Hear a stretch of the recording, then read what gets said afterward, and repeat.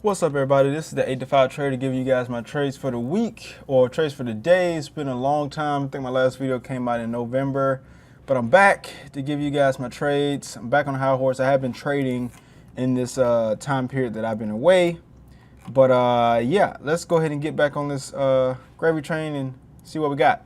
So today I ended up plus 149.50 net P&L, looking at 68 bucks. So today was a good day. Let's see here. I traded DKS, Kara, ANF, AMRN, and Goose. I only had really one bad trade on ANF, and we're going to see what we got. So my first trade was DKS. So let's do that. DKS actually gapped up a bit. Then it came down, but I was looking at DKS for a long play. Let me get my 1 minute here. I was looking at DKS for a long play. I saw that we kind of didn't lose the previous day close, and I figured we might get a bounce right here when we're forming this ABCD pattern, plus the moving averages were above VWAP, plus we had some room up here, so I went long 400 shares at 36 looking for that move up. And after we kind of didn't really make the move to the upside, I kind of got scared and chickened out, and I sold for a loss at 35.87, so I lost 13 cents on that. Then I waited, and I was thinking to myself, okay, after we got to close above the non-moving average, and then we had the moving averages here right above VWAP, I figured, okay, we might actually get this move. So then I ended up going long 400 shares again at 36.15, and then I scaled out, let's see, one time, so I sold half of that, so I had 200 shares left, then I sold another half, 100 shares, then I sold another half, I had 50 shares, then I closed it out with 50 shares left.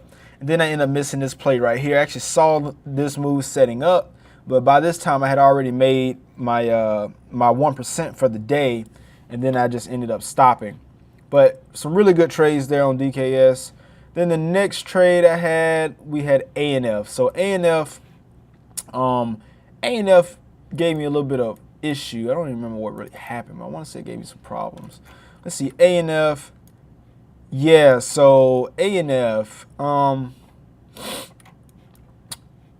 I went long on ANF again. The same, pretty much the same move. Granted, we had a bigger gap here to fill that I was looking to, I guess, take advantage of. But the moving averages formed the same pattern or a similar pattern, and I went long above the non-moving average at 1941, looking with 400 shares, and then we had a dip right here, and this kind of freaked me out after we broke that moving average, because I figured, being that we're already down, I was looking for that push back up to the 90. You can see we did get that move, but I was looking for a move here, and then it made me get chickened out, because you see it did end up falling down. So I did end up getting out, and then after we got this consolidation right here and we closed above the 9, I went back long. I think I took a smaller share size of 300 shares at 1950, and then I did a two-step scale out. I was looking for the 50 moving average on the 1 minute, but I ended up taking a smaller well, I covered half, and then I took everything off, and I think I was down like maybe 60 bucks or something, so that knocked it down quite a bit. So I ended up coming out ahead on that trade. Then the next trade we had let's see, Kara. So Kara gave me a bit of trouble, and I'm glad I got out of Kara. This is one of those things that I've been working on behind the scenes. I've been going for a while, and I kind of just felt it, right? So I've been trying to get in more at the moving averages, because that gives me a better entry. So after we consolidated here, we got somewhat of a bounce. I was really looking for this to kind of continue to curl up. So I got in long 300 shares at 21.40, and then we instantly dropped. And then the spread already wasn't the best. So the spread over here is about 18 cents. And that's kind of how it was the whole day. So when I did get in, the spread was looking decent. I got in, and then it dropped, and I was down about 60 bucks. And I was thinking to myself, man, if this goes down further, I'm gonna really get burned. And I saw that it was holding this 50, and that's what I was really counting on. Then it slowly started to move up, and then when it started to roll over right here is when I told myself, okay, Brandon, it didn't really make that move that you were looking for. Go ahead and cap it. Then I capped it at 21.44, made 12 bucks on it, and then the price action ended up faltering, and it ended up eventually going down. So I made a good call there. Then we traded Goose. I missed the big open range breakdown on Goose, but I did take a few long trades on it, and I'm really proud of those trades. Ended up getting good amount of money out of these trades for my account size. So same idea here. I was going long. I was looking for this because I felt like the price action here was extended. We got somewhat of a doji here on the 5 minute. I went long looking for the 9 moving average.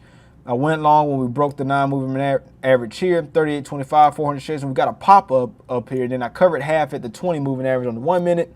I was thinking this was going to continue to going up, but then when we closed down here and then we started to make a move down, that's when I went ahead and took everything off because I knew this was already bearish for the day. And then I sold everything at 38.11. So that was my last 200 shares. Then we got down here and we started to make another move up. So I was thinking, okay, maybe it's going to really pop this time, right? So I went long 400 shares at 37.71. Got another pop at 37.84. It didn't go as high as I wanted it to or fast as I wanted to, and I was kind of weary of that, especially after what happened here. So I went ahead and took everything off and just called it. So I feel like I did pretty good on that because eventually it did go up a good amount and then it kind of fell off. But I really was looking for that move to get closer to that 9 moving average. So my last trade of the day was AMRN. I waited for this trade a considerable amount of time. I missed the move right here where you get in at the 20 moving average right here, this blue line, and then you could easily ridden the momentum up, or you could have got in here again, or you could have got in here again, or you could have got in here.